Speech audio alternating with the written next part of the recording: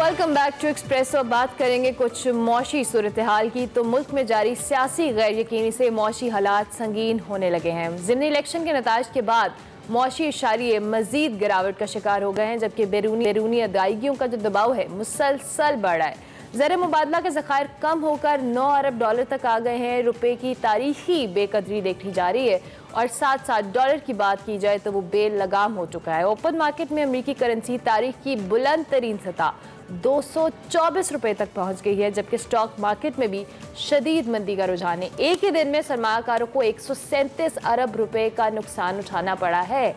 इसके साथ साथ ही बात करें IMF प्रोग्राम के हवाले से तो वो ताखीर का शिकार है। हुकूमत से जो पेश की शराइत पर अमल दरामद का मुतालबा तो किया जा रहा है। साथ साथ अगर बात करें इंटरनेशनल इदारों की तो मूडीज़ के बाद आलमी रैंकिंग एजेंसी फेस ने भी पाकिस्तान की आउटलुक को मुस्तहकम से मनफी कर दिया है। और इसकी वजह यही है कि जो सियासी अदम इस्तेहकाम है और जो कमज़ोर हुकूमती इत्तेहाद है, जल्द इलेक्शन के मुतालबा है, ये सारी वजूहात हैं जिसकी वजह से पाकिस्तान की जो रैंकिंग है वो नेगेटिव हो गई है। शेख रशीद साहब ने तो खदशा जाहिर किया है कि मईशत तबाह हो चुकी है, पाकिस्तान किसी भी वक्त श्रीलंका बन सकता है। शेख रशीद साहब कैसे कह देते हैं जैसे उन्होंने रेलवे को चाइना की रेलवे बना दिया ना, ऐसे कह देते हैं। साबिक वज़ीर ख़जाना शौकत तरीन साहब ने मशवरा दिया है कि मईशत को बचाने के लिए फौरी जनरल इलेक्शन करवाया जाए ताकि सूरत हाल स्टेबल हो। डॉक्टर आबिद क़य्यूम सुलैरी साहब हमारे मईशत हमारे साथ मौजूद से मदद देने की कोशिश करते हैं कि वो इस सूरत हाल में क्या रहनुमाई कर सकते हैं। डॉक्टर साहब बहुत शुक्रिया।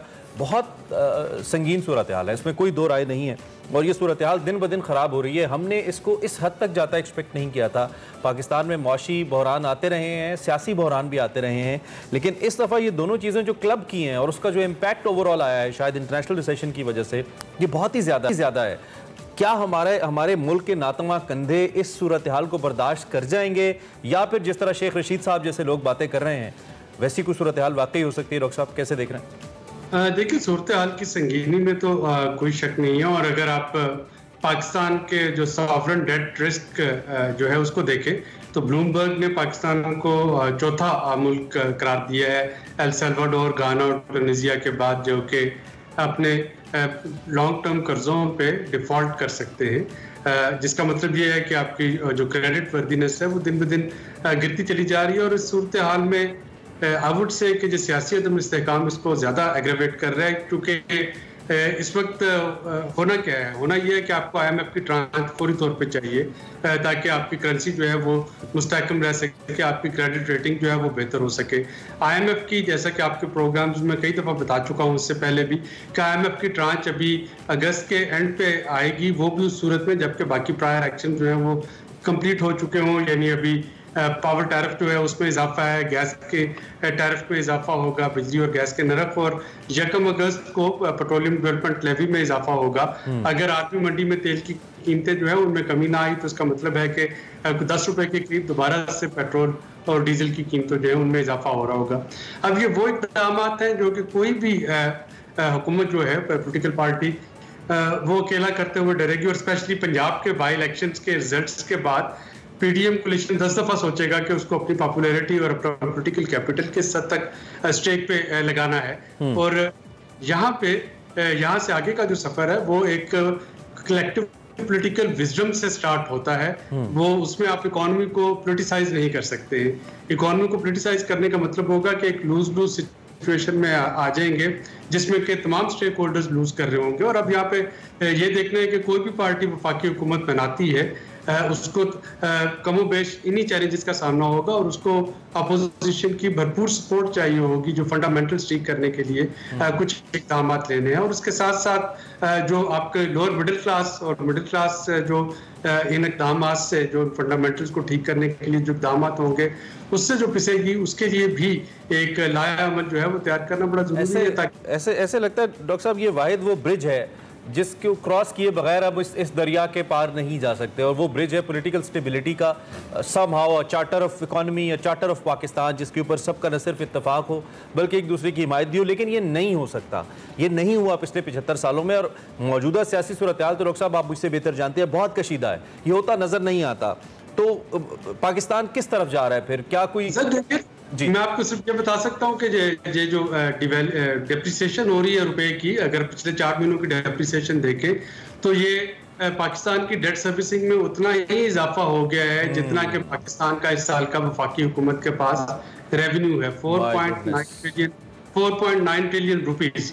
अगर आप एक पूरा साल लगा के 5% जीडीपी अचीव करते हैं तो इस वक्त पाकिस्तान के जो डेट सर्विसिंग है वो 5% है तकरीबन जीडीपी का, जो कि हमने पे करना है। तो ये चीजें जो है ये एक सस्टेनेबल नहीं है, और इसमें इस वक्त आई वुड से कि जो स्टेक होल्डर्स, तमाम स्टेक होल्डर्स इंक्लूडिंग पाकिस्तान के आर्म्ड फोर्सेस, उनको इकट्ठे बैठना होगा और बैठ के इसका लायामल तैयार करना होगा। अगर आप पाकिस्तान की नेशनल सिक्योरिटी पॉलिसी को देखते हैं तो उसका जो सेंट्रल पिलर है वो इकोनॉमिक सिक्योरिटी है। इकोनॉमिक सिक्योरिटी के बगैर आपकी तमाम तरह की सिक्योरिटी कंप्रोमाइज हो जाएगी खुदा न खास्ता, और उसको इंश्योर करने के लिए जैसे आपके पास नेशनल सिक्योरिटी काउंसिल है, एक इकोनॉमिक सिक्योरिटी काउंसिल बनाना पड़ेगी।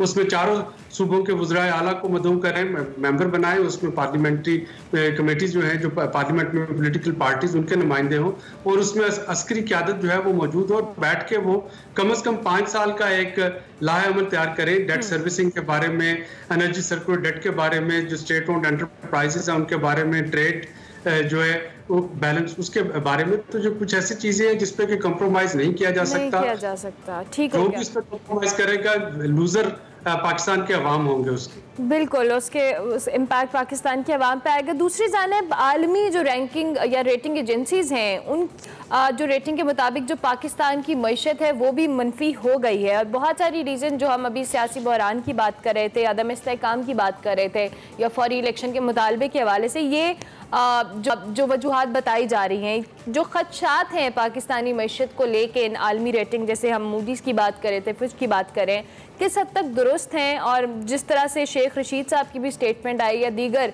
जो सियासतदान हैं वो भी स्टेटमेंट्स दे रहे हैं कि खुदा न खास्ता श्रीलंका जैसी सूरत हाल पैदा हो सकती है। डॉक्टर साहब देखिए, इस वक्त अगर पोलिटिकल कंप्लेंसी होगी तो खुदा न खास्ता उस तरह की सूरत हाल पैदा हो सकती है, लेकिन यहाँ पे मैं मिफ्ता इस्माइल साहब और जो करंट पीडीएम गवर्नमेंट है उनको सपोर्ट करूँगा कि राइट नाउ आप पॉपुलिस्ट मेजर्स नहीं ले सकते। यानी हमें ये तो देखना है कि इन वजूहात को देखा जाए, और स्टेट बैंक देखे कि ये एकदम से पिछले 2 दिनों में 12-14 रुपए जो रुपए की कीमत है उसमें डेप्रिसिएशन क्यों आई है, क्या ये कोई होल्डिंग हो रही है, कोई पैनिक बाइंग है।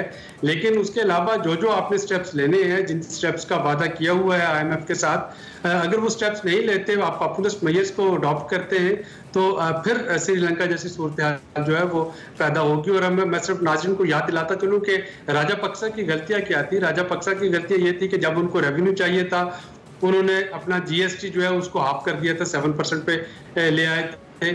जब उनका श्रीलंका का रुपया डेप्रिशिएट हो रहा था तो उन्होंने उसको मसनूई तरीके से स्टेबलाइज किया हुआ था। वो अपने रिजर्व बैंक से डॉलर्स जो हैं वो ओपन मार्केट में कैश करवा कर रुपये को स्टेबल रखने की कोशिश कर रहे थे, अंटिल के उनके रिजर्व्स सारे खत्म हो गए। और फिर एक वक्त ऐसा आया जबकि उनको अपनी एसेंशियल इंपोर्ट पे, जब उन्होंने लग्जरी इंपोर्ट पे बैन नहीं किया, तो उनको एसेंशियल इंपोर्ट्स बैन करना पड़ी, जिसमें फर्टिलाइजर और पेस्टिसाइड और बाकी चीजें शामिल थी, जिससे उनकी एग्रीकल्चर तबाह हो गई। तो इस तरह के पॉपुलिस्ट मेजर जो है वो हुकूमत को आई विल अर्ज के वो नहीं लेने। हुकूमत को इस वक्त थोड़ा सा अपने नर्व्स को कंट्रोल करते हुए, पैनिक में आए बगैर, जो आईएमएफ के साथ कमिटमेंट्स हैं उनको पूरा करना होगा, ताकि आईएमएफ की डील जो है वो जल्द आ सके और इससे हम स्मूथ सेलिंग कर सके। तो डॉक्टर साहब, हमने तो प्रीएम्प्ट किया है, फिर थोड़ा सा हमने तो एसेंशियल्स के बजाय लग्जरी इंपोर्ट्स के ऊपर हमने बैन किया है, उसको हमने थोड़ा सा मईशत को स्लो डाउन किया है। हमने अपना जो इंटरेस्ट रेट है जो उसको उसमें इजाफा किया, और इजाफा बहुत ज़्यादा है, लेकिन हमने किया है ताकि, और उससे हमारी जो इकोनॉमिक एक्टिविटी है उस पर फ़र्क तो पड़ा है दूसरी जानिब। और ये बात आप हमारे शो में भी कर चुके हैं कि हमारी जो इकोनॉमी का साइज़ है it's way bigger than Sri Lanka, so हमें वो एक्सपेक्ट नहीं करना चाहिए। लेकिन दूसरी जानिब हमारी जो डेट सर्विसिंग है वो भी, उसका साइज़ भी तो उतना ही बड़ा है, हमारा बहरान भी तो उतना ही बड़ा है, हमारी आबादी भी तो उतनी ही बड़ी है दूसरी जानिब, यानी कि हमारा क्राइसिस भी उतना ही बड़ा है जितना बड़ा हमारे पास वसाइल मौजूद हैं। तो आप अगर एक कंपैरिजन हम इसका अपने सामने रख रहे हैं, और जिस तरह आपने ब्लूमबर्ग का हवाला दिया, तो हमें किस हद तक इसको लेकर पैनिक होना चाहिए, और क्या हम वो इनिशियल मेजर्स ले चुके हैं जो शायद श्रीलंकन गवर्नमेंट उस टाइम नहीं ले पाई या नहीं लिए उन्होंने, और फिर वो जवाल का शिकार हुए?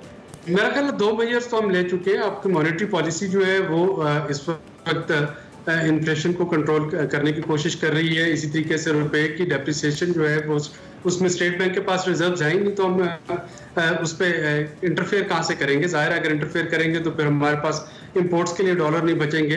गो के रुपया हिट हो रहा है जिसका सबको नुकसान हो रहा है, लेकिन कुछ जो प्रिकॉशनरी मेजर्स है वो हुकूमत लिए पड़ी है, लेकिन जो जैसा मैंने शुरू में कहा कि उसका हुकूमत को खमियाजा भी भुगतना पड़ा। अगर मैं पंजाब के रिजल्ट्स को देखता हूं तो मुनहरफिन को जो पीटीआई के थे उनको पीएमएल का टिकट देने के बाद जो सेकंड बड़ी इनकी शिकस्त की वजह इस वक्त मुबसरीन देख रहे हैं वो महंगाई है। तो जाहिर है कि नॉन पॉपुलर डिसीजन लेना जो है वो किसी भी हुकूमत के लिए जो इसको स्पेशली अपने एक बाय इलेक्शंस में ठीक ठाक किस्म की हजीमत का सामना करना हो, ये कोई आसान काम नहीं होगा, लेकिन ये करना पड़ेगा।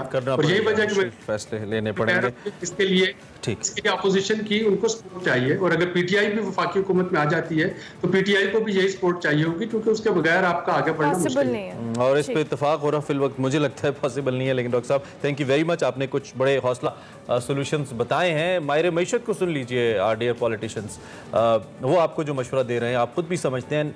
One thing I believe in कि पाकिस्तान के साथ हर कोई मुखलिस है, लेकिन उसके लिए प्रैक्टिकली तो कुछ करना पड़ेगा, और जब तक इकोनॉमी के ऊपर कोई कंसेंसस नहीं होता है, पार्टीज एक दूसरे के साथ नहीं बैठती हैं, ये मामला हल नहीं होगा। और डॉक्टर साहब ने बड़ी अच्छी बात की कि अल्टीमेट लूजर्स पाकिस्तान के अवाम होंगे।